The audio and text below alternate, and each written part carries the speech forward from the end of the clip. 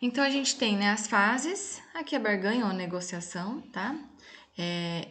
As fases, elas explicam-se como se processa o luto, isso é o decorrer do luto, ele faz-se através de fases, tá? Mas é importante também a gente entender e ter consciência de que nem sempre essas fases seguem essa ordem exata. E nem sempre, e elas não ocorrem separadamente.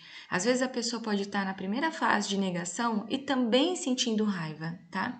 E também fazendo a barganha. Então, é natural que a pessoa passe por várias fases e sinta várias fases ao mesmo tempo. Então, olha lá, fases do processo de luto. Então, significa que todo o processo de luto é único e pessoal, né? Ou seja, cada um vai responder de um jeito, certo? E olha que interessante aqui, eu frisei bem isso. Cada pessoa pode, em momentos diferentes, experimentar todos esses estados ou apenas alguns, tá? Tem também literaturas que trazem, em vez de fases do processo de luto, estados de luto, tá, pessoal? Ou então estados da morte. Vamos lá. Então, falar de luto, gente, não é fácil. Assim como não foi fácil, como vocês viram na aula anterior, falar da morte. Então, na medida em que nos remete de imediato para a ideia da morte, é inegável que a grande maioria de nós tenha dificuldade em aceitar a perda, não é? Em lidar com a finitude e a morte, né? O luto, certo? Então, o luto é vivenciado não apenas perante a morte física de alguém, mas sempre que ocorre uma perda significativa. Foi o que eu falei lá no início da aula. Então, pode ser, por exemplo, a perda de um emprego, a pessoa pode passar pelas fases do luto e estar em luto, mudança de uma residência, de uma cidade, a instalação de uma doença grave ou de uma condição física incapacitante, a pessoa sofreu um acidente, ficou tetraplégica, por exemplo, né? A perda de um animalzinho. Então, o luto não está integralmente ligado à morte, mas sim a qualquer situação de perda significativa para a pessoa, tá, pessoal? Ao contrário do que muitos acreditam, o luto não é um transtorno ou uma doença, mas um processo normal e adaptativo que é necessário ser vivido para que a dor da perda seja ultrapassada, possibilitando novamente o reinvestimento na realidade.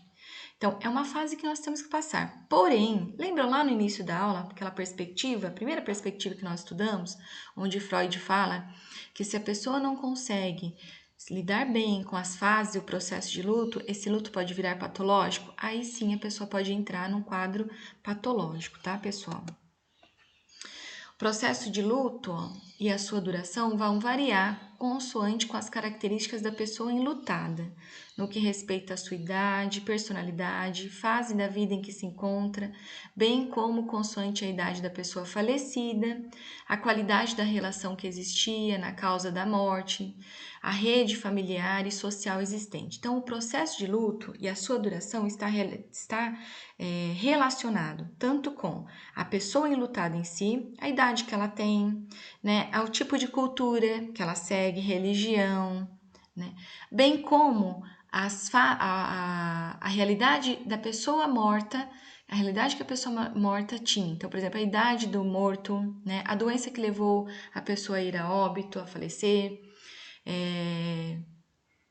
como foi esse luto, distante ou perto. Pensem agora essas pessoas que estão lá longe, em outros países, brasileiros que estão em outros países, morrendo pelo coronavírus, pelo Covid-19, e os familiares estão aqui no Brasil.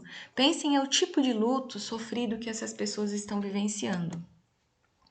Então, para um processo de luto ser bem sucedido, é importante serem experimentadas todas as emoções associadas à dor do luto, para que posteriormente exista espaço para novas emoções como o amor, a saudade, a alegria. Quando o luto é finalizado, é possível aceitar a perda e recordar sem haver um sofrimento intenso e constante, o que possibilita o reinvestimento na realidade pela criação de novos laços com a vida. Importante isso, né, pessoal? A dor da despedida terá inevitavelmente de ser dividida durante o processo de luto para que depois do adeus a pessoa se reencontre novamente consigo, com os outros, com a vida e retorne à sua história. É importante ela desabafar. ela expor a sua dor e receber também, tá? Auxílio e apoio emocional. Então, aqui para finalizar, ó, viva cada momento de sua vida como se fosse o único, intensamente, né, pessoal? Então, vamos viver o hoje.